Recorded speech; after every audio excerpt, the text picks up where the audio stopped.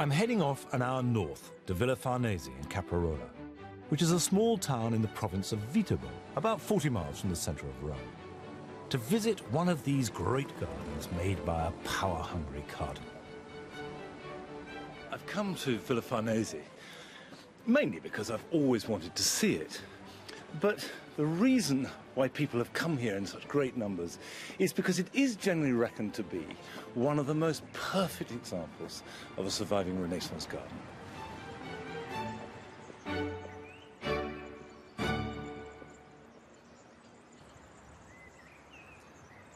This was the home of Cardinal Alessandro Farnese II, of the distinguished Farnese family, whose grandfather was Pope Paul III.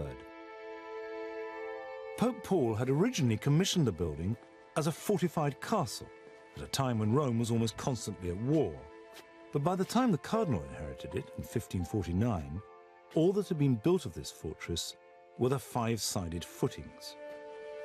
So in 1556, Farnese hired the architect Giacomo Vignola to build an enormous palace on these existing foundations and to create the latest fashionable accessory, a beautiful Renaissance garden.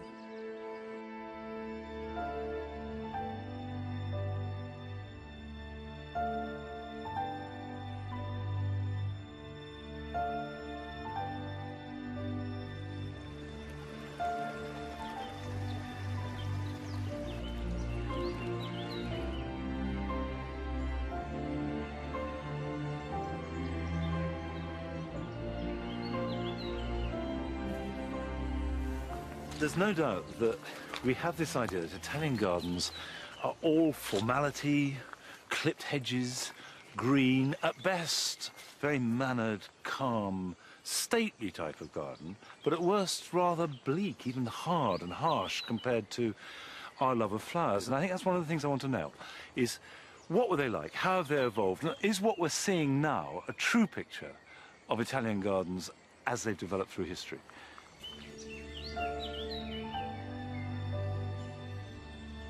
By the 1560s, when this garden was made, the Renaissance had been in full swing for over 100 years and had produced an unprecedented flowering of new ideas in art, architecture, literature, science, and philosophy, from artists such as Raphael, Leonardo da Vinci, and Michelangelo.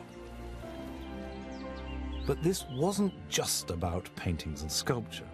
The Renaissance also launched the idea that a garden could be a work of art. To find out more about this garden in particular, and Renaissance gardens in general, I meet Giorgio Galletti, a garden historian who's restored a number of Renaissance gardens like Villa Farnese.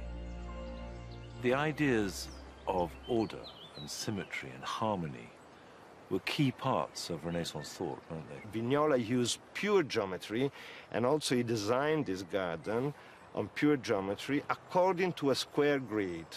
Architecture, not only garden, should be based on pure geometry. The idea of the man should recreate the harmony of the universe. And it has to be very simple and very feasible to be understood by man. Right.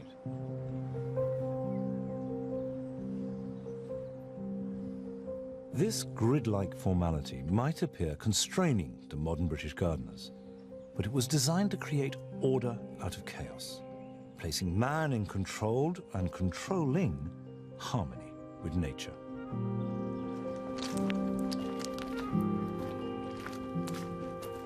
As you climb steep steps to the top of the garden, you leave the ordered formality behind and enter the bosco, which was a wood designed for the cardinal and his guests to indulge in his greatest pleasure, hunting prey ranging from wild boar to songbirds.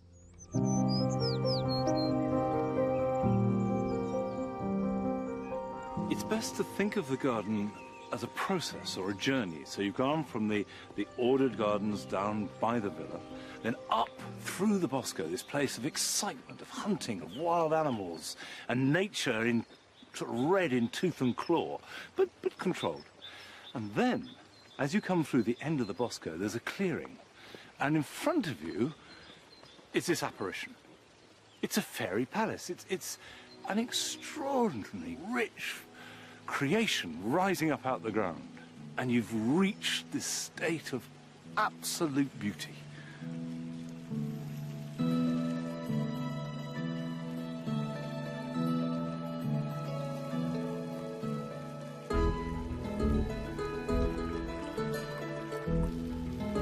This is where Alessandro Farnese entertained his fellow cardinals, and anyone, and in truth that was everyone, that he wished to impress.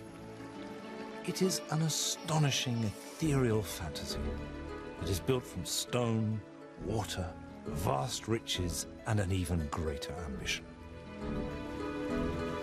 The water features and sculpted cascades pointedly demonstrate his cultural sophistication.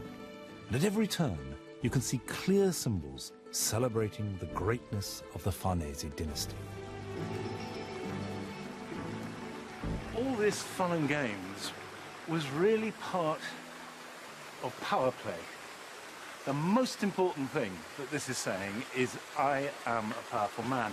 Think of this water being channeled down in this marvelous staircase of water made by dolphins. Well, any visitor would have known that dolphin was the crest of the Farnese family. Now, Alessandro's grandfather had been here. He'd tasted it. He'd been close to the seat of power. So he had about him this sense of right. And the garden expresses that. The river gods, the water coming from the cornucopias going to a glass. This is the fountain of the glass. The idea of taking rivers and then drinking them, holding them in your hand. This wouldn't have gone unnoticed. So the symbolism is almost as important as the aesthetic beauty. Despite all the jostling for position that went on between cardinals, it was a very small world that they moved in, and many would dine and hunt together as friends. So when Farnese created this garden, fully 10 years after the lower gardens were completed, he turned to a fellow cardinal who himself had made a great garden nearby for some advice. This palazzina, rather grand building up here at the top, was recommended to Farnese by his neighbour, Cardinal Gambara, at Villalanti, who fundamentally said, look, old chap, you've got gout. Like me, you find it a bit tricky when you're having your dinners outside on a summer's evening. Build yourself a shed at the end of the garden. So he did. Very nice shed it is too. And it was up here that they would relax. The power play would be done, and there would be wine and song, if not women.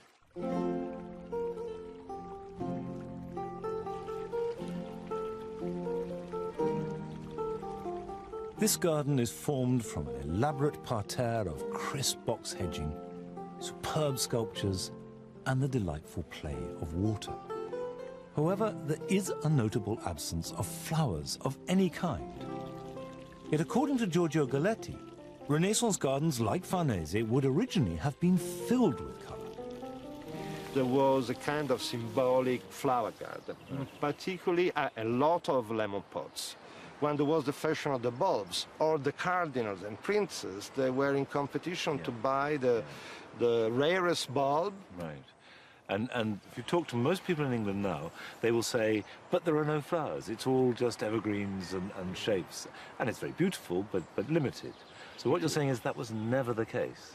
Not in the Renaissance. There were jasmines, crocuses, lilies. That was very important for the Farnese family because it was in their coat of arms, and pots of small topiary in box. So what happened to all the flowers? Villa Farnese became abandoned and overgrown when garden fashions changed, and it wasn't restored until the 20th century. In many gardens like Farnese, the only planting to survive was the box hedging, which in fact was often not original. So restorers assumed that Renaissance gardens were flowerless. It is quite a shock when you realise that the image of the Renaissance garden is actually inaccurate. It wasn't like that. And that they wouldn't have used box, and it wouldn't have been green, and they would have had flowers. And when I came to this top section, I stood here for a bit thinking, well, I don't get it. I just don't... feel any response to this rather flat open space and the green grass. It wasn't until I learned that actually it wasn't like this. It was full of flowers. It was like a physic garden, with beds, with beautiful specimens that they were gathering and were being given as presents. When you think about it, why shouldn't Renaissance gardeners have enjoyed flowers every bit as much as we did? And I need to undo these preconceptions I have of Italian gardens as being all about shape and structure and form, and start to fill in the gaps with flowers and the pleasure of flowers, just like I have in my own garden. Alessandro died in 1589, just a few years after the Palazzina was completed. But his garden remained hugely influential, particularly to his fellow cardinals, vying to outdo each other with the magnificence of their gardens.